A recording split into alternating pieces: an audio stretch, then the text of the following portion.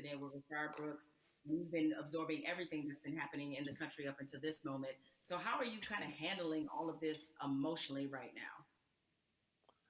Man, as an American, it's hard because it's just it's a growing pain of sorts. You know what I mean? We know that our country is progressing. We know that on the other side of that progression, that we all are going to be better. I think our community and people who are essentially descendants of the cornerstone of this nation, and the cornerstone of this nation is the Constitution is important, the Founding Fathers was important, but free labor allowed all that to stand. And as the descendant of a slave, and then when I say descendant, I don't mean anything long. My great grandmother taught me how to sew a button on a shirt as she was sewing blankets that we still use in my house. Her mother was born enslaved. So that's how close slavery is. I know how to sew a button because a slave taught her child to, and that child taught me to. That's how close. So I think that I'm excited that progress is happening, but I know on the other side of that progression, Breonna, Mr. Floyd, brother that was killed here, there are martyrs, and we've long been martyrs for the progression of this country. And I hope that as we enter into another martyrdom, another black person has died at the hands of the state. I hope that we enter this coming out determined to see justice on the front end, and not only when we're angry. I hope that coming out of this, the young people that are in the streets organizing, continue to organize in the time of peace like they are in time of war, because they're organizing effectively. They're causing systemic change in the immediate and not some protracted campaign.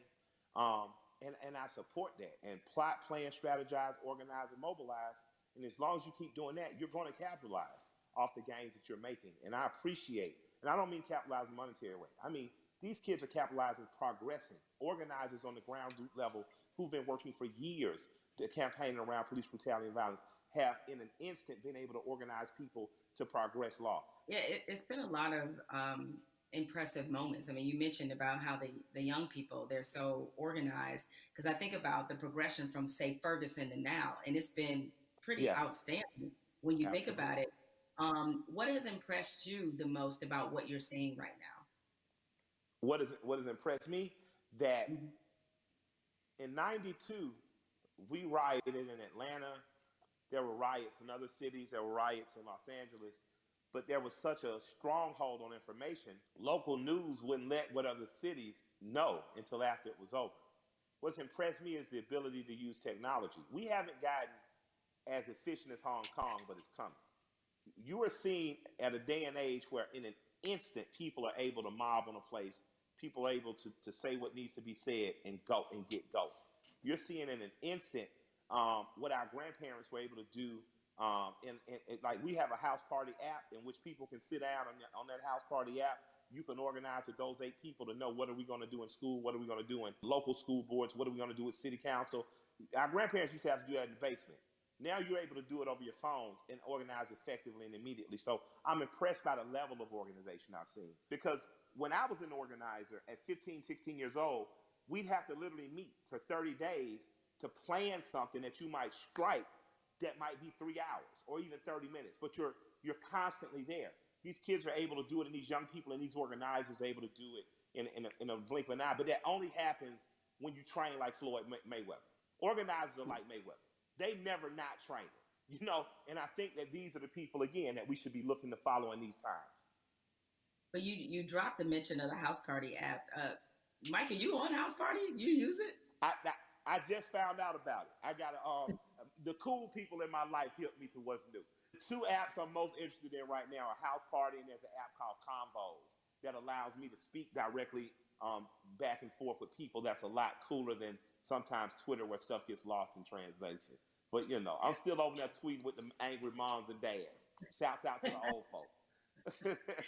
I think about where activism was on this issue in particular when Ferguson happened, and looking at it now, and it's, while, you know, there was definitely a lot of positives that came out of Ferguson, particularly the Black Lives Matter movement, seeing the level and the difference is that, you know, clearly there was a lot of lessons learned there, and they've applied them now. And so it definitely seems much more cohesive. and that's been impressive. What has impressed you about what you're seeing, especially from these young people who really have seemed to seize this moment? What I've seen be most beautiful about this time is kids have the ability to adjust and move and be like water. They're truly plotting, planning, strategizing, organizing, mobilizing. The skateboard kids came in. Usually you would see in the 60s, black people who look like me. We'd make public protests. We'd get our heads split open. Sympathetic whites and allies and people who truly believe in freedom, justice, and equality entered the stage. Now, not only are you beating black people, you're dragging off white people. And it became a tapestry, a unified front to give us our most basic civil rights and acknowledge our human rights. That tapestry is happening again, and it's happening in a bigger and better way. I was talking about those skateboard kids. I saw those kids first come in as defenders. When police were hacking with people with batons, they held up the skateboards to protect them. Most kids who skateboard, my kids skateboard, most skateboard kids in South don't look like me, right? But I saw the skateboard community literally come in and save protesters from beatings. And then they got really frisky and they started attacking back. And I was like, this is, although I don't want violence in the streets because those kids deserve to grow to be adults without being soldiers against the state that their parents pay taxes to. It impressed me that the proletariat showed government that you work for us. And in this moment, we are exercising our right to make public display of the evil that has happened. It makes me proud that I live in a country that has long promised equality, rarely given it to people who look like me, people who don't look like me defending. You made an interesting note and observation about the skateboard crew. And I think anybody who's watching has noticed that it's not just black people who are out here protesting. No, it's not. It's a tapestry of people. It's a tapestry of people. The Amish. The Amish. Yeah. Wasn't that crazy? I didn't even know the Amish saw the news. I was thinking, who told them? Right? I was like, I didn't right? I was so impressed though. I was so thankful. My heart was filled with joy. Yeah, so you're seeing all these different types of people that you never thought this issue would resonate with them. It kind of reminds me of your music. Your music is unapologetically pro-black, unapologetically, right? Absolutely. But yet, when you look at a Killer Mike fan, it's across multicultural section of people. Yes. Why do you think your music is able to resonate that way, despite the fact that you are also clearly talking to your people? Yeah, I'm proud to be me. I like me. I like black people. I'm not making no excuses. I'm not making no apologies coming in the door. I love us. I am in love with us. And because I love me, it has nothing to do or affecting my love of others. I have a very good friendship with East Indian cousins, Raj and Neil. They own the store right next to Walters on what's happening. So if you're from Atlanta, you know about Walters. If you're a big guy from Atlanta, you know about, the store right next door. These guys have always just been good to me. Raj went to India. He came back, brought my wife incense, these beautiful little elephant characters. He's proud to be Indian. I've learned about being Indian from my Indian friends. When you're truly who you are, how could you be offended? How could you not love it or like it? Like, man, I'm a part of the original people on earth. I'm from the continent that birthed all humanity. I think when you wear that proudly and unapologetically and not from a place of needing someone to be below you, there's no reason for people not to like me. I like you. I got plenty of heroes that don't look like me. There's a portrait of John Brown on my wall in my basement. I thought he's a hero. He doesn't have to look like me. You know what I mean? But I refuse to act like people who look like me aren't great. I didn't say good. I didn't say good enough. I didn't say equal. I said great. I'm from a great and mighty people. And if you can't accept that, then maybe I'm not for you. But I believe that because I am simply who I am, I believe that gets accepted. Because you know what? I remember being on a tour bus, and I'm on there with a bunch of Northeasterners because of course, my rap partner's a white guy from Brooklyn. And we're on there and they're watching Swamp People, and everybody's laughing. And I come up and stagger into the front, and I look at it, and I start smiling, and I look at the room and say, I got more in common with them than any of y'all. And I just walk to the back. Now, because it's the truth. I'm a Southern boy. My grandparents from Alabama and rural Georgia. I grew up more like people on those shows. So I think across cultural lines and across racial lines, people identify with me, but just because I'm your typical American guy. You know, and I have some special things. I'm not going to deny that I'm special. I was a smart kid, went to Morehouse, had an understanding of some cool stuff. I married a beautiful woman, that helps, you know. But I think that ultimately what resonates with people is that I'm a regular guy. One of my best friends in the world is a white guy from Brooklyn.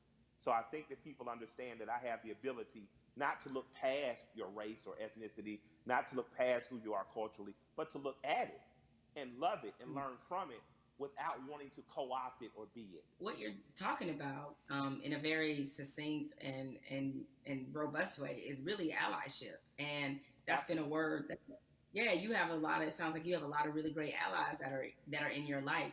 Now, in this moment, I've gotten the question constantly. I assume you have too, about how to be an ally. What do I have to do? Right? I've had so many conversations with white people, like really good friends of mine, in the last Yeah. 2 weeks, where all right, guys, I appreciate your enthusiasm, but Yeah, but hold on. hold on a second, just relax.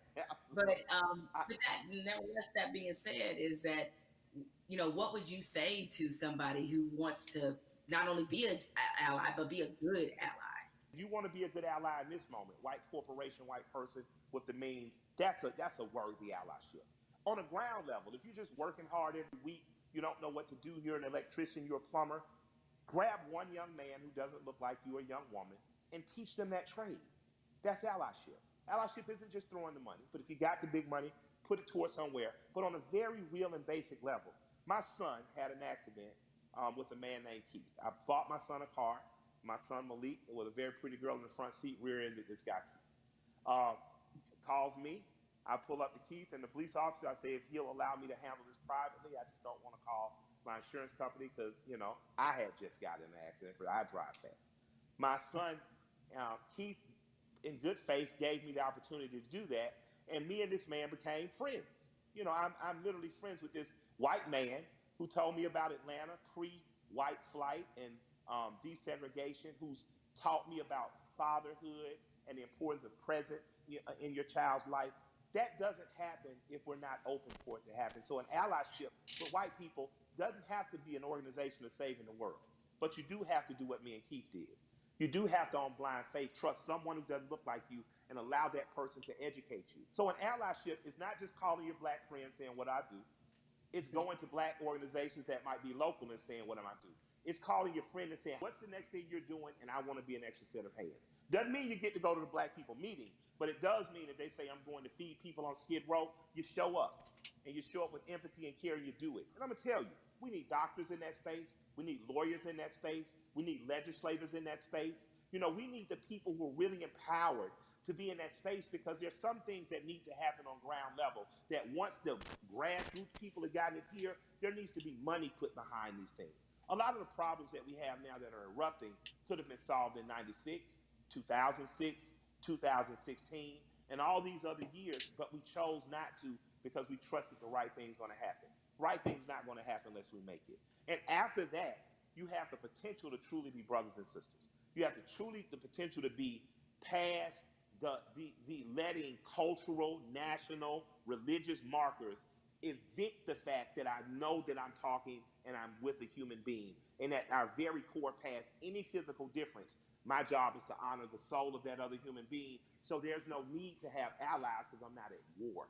I truly have a brother and sister. There's no need to have an ally because there's no threat of war. I refuse to send any 18-year-old boy or girl off to die. And that has to be something that's much, much deeper than policy, much, much deeper than the human condition in the last 500 years. We have to get back to that. So that's my humble opinion. I don't know, where that takes white America, but I hope we stay standing up, fighting together. Mike, we've been having this great conversation, and a lot of people watching, they probably want to know, because again, these things happen in flashes where 1 minute we're talking about this, everybody's fired up, everybody's willing to do things, and then the next minute, the momentum dies. So how can the people who are watching now, how can they keep this conversation, this action, this momentum going? Take this conversation, get 8 to 10 people around you, your neighbors and people who live within 10 square miles, and start to see what you can do to affect. and then connect with other people that may be in closer proximity, 30, 40, 50 miles, even another city or places that are doing it right, or that are doing it right in other places. Connect with those people and just, you know, if all of us do a little bit, no one has to do a lot. If all of us do a little, if all of us pick a little to do, no one will have to do a lot. That's a word right there. If we all do a little bit, nobody has to do a lot. Has to do a lot, Um, absolutely. Nobody has to do a lot. Mike, I have enjoyed this conversation like I enjoy every conversation with you. I can You know I certainly love you. talk to you.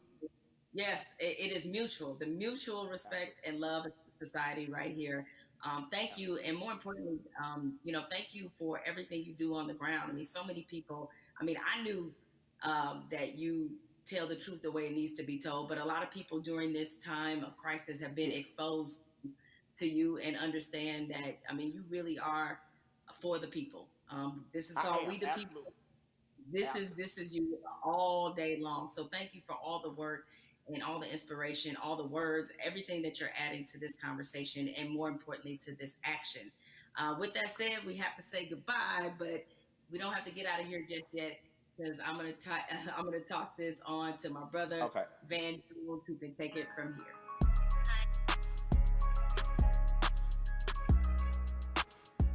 Jemele and I, we spent the past hour, we've been talking to Killer Mike, we've been talking to Elaine Welteroth.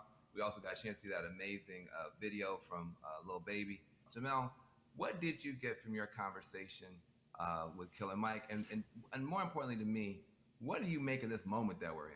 The one thing you can always expect from Killer Mike is blunt honesty. I think that's why a lot of people look at him as a really credible voice right now. He's honest about what he knows and honest about what he doesn't know. So I think when you have those elements, that's going to always make for a pretty good conversation. I'm with you. I mean, this moment at the same time is welcome. It's also a little bit surreal in terms of what took us so long to get here to make sure that we're not always starting from ground zero every time we have to have a significant conversation about race in this country. Why do you think it's different this time? Because I mean, there have been videos before, and yet people still now act like they're shocked. Help me understand what's different this time from your point of view. What's your theory? It's two things that I think stood out about the George Floyd video. One, there was no yeah, but. And granted, in my mind, we've seen videos where there was no yeah, but people nevertheless invented a yeah, but. But in this one, there really wasn't one, even if you were Stretch Armstrong trying to stretch and find one, there just wasn't one. What always has just stuck with me is the look on this officer's face as he was kneeling on George Floyd's neck. It was so cold. It was as if this were Thursday. And he showed such little emotion, remorse, any emotion you want to name. He didn't show any of that as he killed a man in the middle of the street with bystanders looking on. So I think that situation, coupled with the fact we had already been reeling from Ahmaud Arbery, we had already been reeling from Breonna Taylor. And even though the situation wasn't fatal, there was definitely a storm of frustration at what happened with Christian Cooper. So this all together leads us to this moment where finally, even the most adamant naysayers who wanted to pretend as if this wasn't a structural problem, what could they say? I mean, there was nothing else that could be said. And I think everybody who was already fed up decided now is the moment, now is the time. The world has slowed down because of COVID-19. If we are going to address this, this needs to happen now. I've never seen 20, 30 million white people asking black people for leadership. That's interesting because they start, well, what do you want me to do? I'm like, well, I don't know. Google is a powerful tool. I don't know. I'm realizing now, though, that this is an honest question. How do you think that we as African Americans and our allies can rise to meet a moment like this and actually accept the fact that we may actually have a couple million new allies? And how do we deal with that? That's new for us. I'm glad you used the word leadership because there's a difference between us being put in a leadership position and us being put in an educational position. The educational part, we are long past, right? We don't want to be educating anybody else about race. We're not here to soothe you. We're not here to make you feel better. But leadership is something different. And it looks different depending on how you want us to take that leadership. Certainly, we are accustomed to being a voice on these issues. We're accustomed to setting the agenda. It's fine if we continue to lead in that direction. I think what we're looking for is if this were, you know, a relay race, we want to pass the baton, and we want you to be able to say, okay, here's what we've been feeling about this issue. Here's what needs to happen to change it. The other part of this race is that you got to be willing to run it just as hard and as fast as we are. Because if you're not, that's why we remain stuck in the flying pattern that we've been in for hundreds of years and decades as we've tried to reconcile this issue. So we have to figure out what is the most useful way of allyship. We see a lot of people throwing statements around. We see a lot of people throwing money around.